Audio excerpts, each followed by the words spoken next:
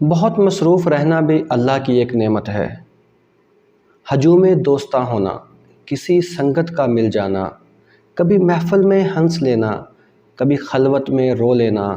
کبھی تنہائیاں ملنے پر خود اپنا جائزہ لینا،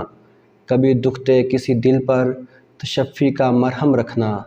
کبھی آنسو کو چن پانا، کسی کا حال لے لینا،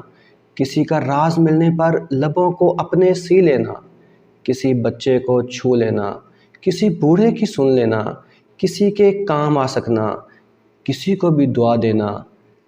کسی کو گھر بلا لینا، کسی کے پاس خود جانا، نگاہوں میں نمی آنا، بلا کوشش ہنسی آنا، تلاوت کا مزہ آنا، کوئی آیت سمجھ پانا، کبھی سجدے میں سو جانا، کسی جنت میں کھو جانا،